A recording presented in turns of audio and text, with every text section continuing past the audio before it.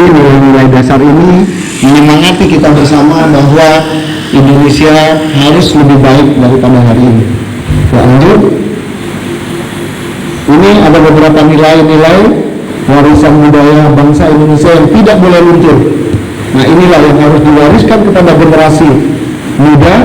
Kalau dulu berjuang untuk merebut kemerdekaan, sekarang kita berjuang dengan nilai-nilai value yang ada pada saat itu untuk mewujudkan Indonesia Emas di tahun 2045. Menghormati perbedaan, mendahulukan kepentingan umum, rela berkorban, pantang menyerah, gotong royong, optimisme, dan nasionalisme. Ini adalah nilai-nilai yang pada saat itu, ya, menghormati perbedaan seluruh komponen bangsa saat itu, baik berlatar belakang agama, suku, ras, dan lain-lain, bersatu padu untuk merebut kemerdekaan pada saat itu. Ya, ini hal yang luar biasa. Dan itu tadi saya pada saat ke Sarawangun, kita berkunjung ke salah satu desa Pancasila, dan ternyata di pelosok tempat satu daerah di Jambi ini sudah ada yang kalau saya sebut miniaturnya Indonesia, sangat luar biasa. Di situ ada berbagai macam suku, agama, golongan, dan lain-lain. Bahkan dandimnya, ya, dandimnya itu bukan orang sini, dandimnya orang Papua dari Sentani sana, tapi diterima oleh masyarakat sana untuk memajukan daerahnya. Semua agama bersatu padu, makanya ada dinamakan Desa Pancasila di sana. Dan kita saat ini sedang mengembangkan desa-desa Pancasila di tempat-tempat yang lain sesuai dengan keunggulan daerah itu sendiri. Ya, kita mengingatkan kembali bahwa fondasi dasar negara kita dibentuk ini dalam naungan NKRI bukan hanya untuk satu kelompok ataupun agama saja, tetapi seluruh suku, ras, agama, dan lain-lain bersatu padu meyakini bahwa negara kesatuan Republik Indonesia inilah yang terbaik, ya, yang terbaik. Lanjut. Ini bagaimana tantangan Indonesia ke depan. Saya akan mengingatkan kembali kepada adik-adik bahwa tidak begitu saja kita akan bisa meraih, itu banyak tantangan ke depannya. Antara lain, ya, lanjutkan. Nih, kata Pak Presiden kita sudah menyatakan, Presiden RI yang pertama, ancaman yang dihadapi saat ini lebih kompleks karena menyangkut dengan persatuan dan keutuhan bangsa. Perjuanganku lebih mudah karena melawan penjajah, namun perjuangan kalian akan lebih sulit karena akan melawan bangsa sendiri. Ini kata Pak Karno pada saat itu. Beliau sudah memandang ke depan, melihat ini. Ini tantangan. Menjawabnya adalah ya tetap sebagai di bawah naungan Kesatuan Republik Indonesia, mengutamakan kepentingan umum daripada kepentingan pribadi ataupun golongan. Lanjut. Ya. Ini kita lihat, ini salah satunya. Saat ini ada sekitar 200, ini tantangan kita yang dapat memecah belah bangsa kita.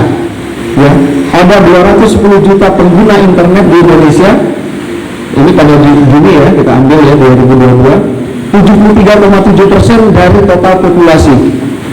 Jaringan internet yang terbuka juga diiringi dengan berkembangnya hoax, berita bohong.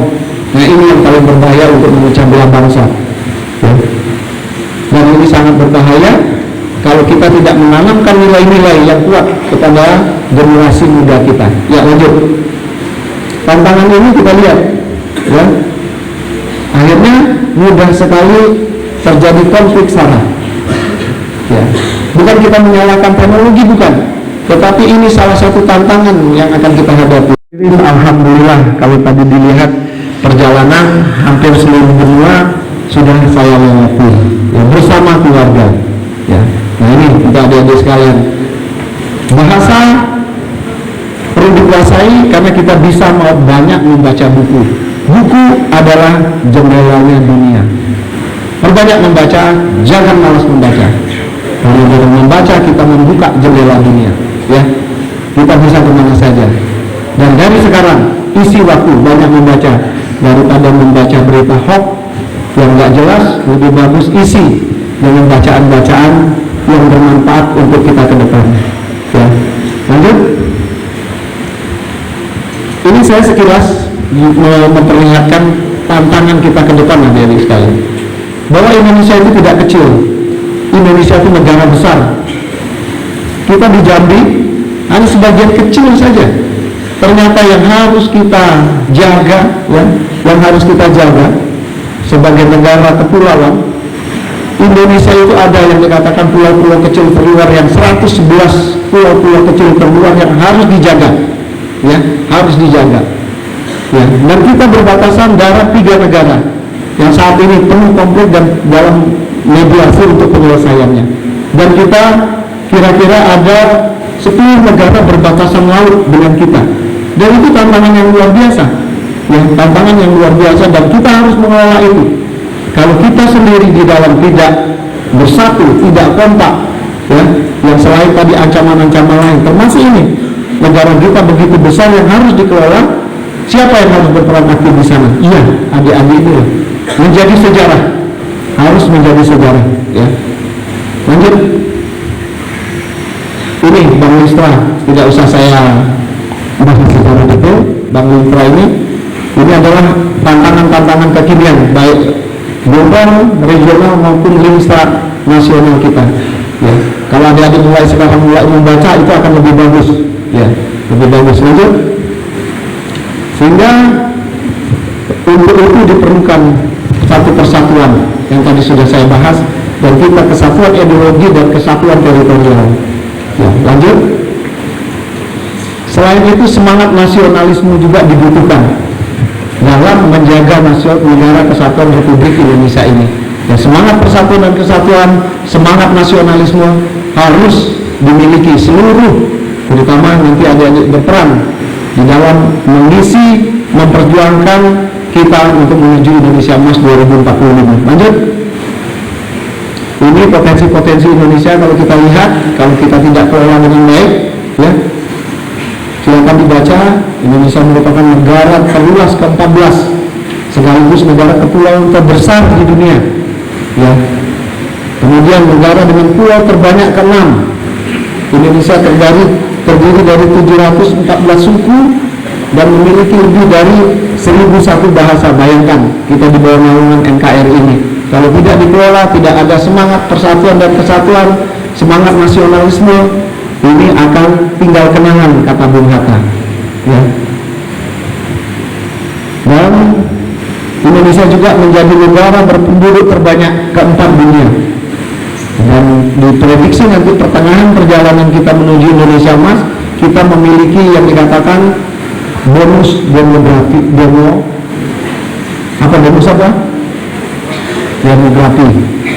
Kalau bonusnya warga negara kita dan masa-masa produktif, kalau tidak dikelola dengan baik, tidak disiapkan dengan baik, bukan menjadi bonus, menjadi apa? Malapetaka dan beban negara. Mencintai pekerjaan itu dan saya bisa melakukannya dengan baik, itu fashion, ya. Harus memenuhi fashion kita. Kalau bisa terdeteksi lebih awal, itulah yang dikatakan sekarang ini kita merdeka belajar. Sebenarnya merdeka belajar itu menggiring anak-anak menemukan. Kalau dulu kita belajar, kalau kita bandingkan beberapa negara, bukan kita tidak baik pembelajaran kita melihat memberi kemerdekaan belajar ini sehingga dia menemukan fashionnya. Mau jadi apa saya kira-kira ke depan? Ya, untuk menjadi apa menemukan fashion, ukurannya adalah saya mencintainya, mencintai yang saya kerjakan itu, dan saya dapat melakukannya dengan baik. Itu IKG tahap pertama. IKG tahap kedua, nah kalau bahasa saya itu begini, kita ngambil salah satu contoh, buat pempek lah kira-kira, ya, yang paling gampang kan pempek nih. Kita di Jambi juga pempek, atau buat tempoyak mungkin ya. Pempek aja yang paling agak enak dikit ya Pak ya. Jadi begini, fashion saya ternyata saya tukang buat pempek. Saya buat pempek, saya tahu bagaimana membuat pempek yang bagus, dan saya mencintai membuat pempek. Itu fashion kita, ya. Masuklah tahap kedua yang dinamakan motivation, ya. I love it, people need it.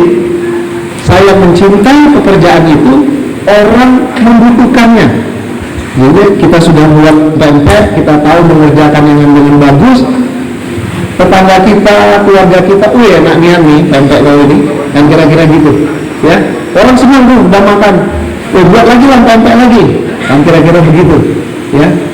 Buat pempek lagi, buatlah lagi pempek terus. Itu baru tahap kedua di dalam ikigai yang dikatakan motivation. I love it, people need it. Ya. Yang ketiga, people need it and I paid it.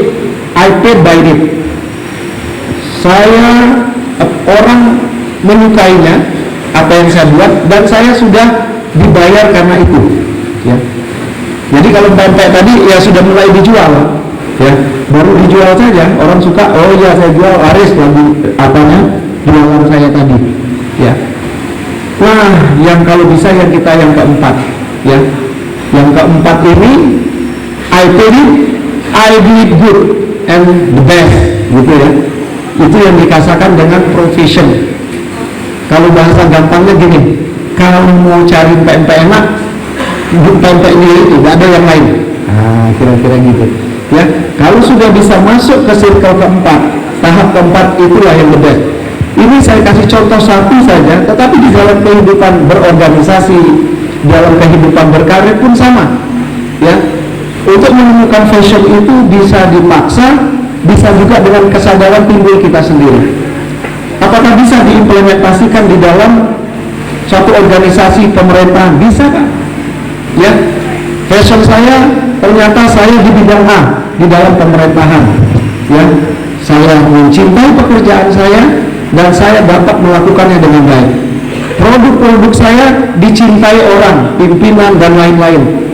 Karena kualitasnya bagus semua produk yang saya kerjakan. Ya. Dan saya digaji ya, karena kita memang digaji itu. Dan yang terakhir yang paling baik, kalau mau cari ahlinya, menulis ahlinya pekerjaan ini, carilah bapak itu. Kalau mau tentang masalah apa, carilah ibu itu. Nah itu baru namanya profession. Kalau kita bisa mengikuti siklus ikigai, filosofinya Jepang ini, maka adik-adik akan menemukan perannya di dalam mengisi, memperjuangkan kita untuk mencapai Indonesia Emas di 2045. Ya, sehingga kita harus menemukan passion kita temukan motivation kita, kemudian kita harus vocation, ahli di bidangnya, dan orang yakin tidak ada orang lain kalau mau mencari, sayalah yang harus dicari. Kira-kira demikian. Ya, ini sebagai tambahan filosofi Jepang, saya kira tidak salah kita memakai, dan saya kira ini juga bagian yang bisa digunakan oleh tenaga pendidik dalam hal ini guru untuk dalam yang dikatakan sekarang merdeka belajar ini untuk menemukan fashion para siswanya.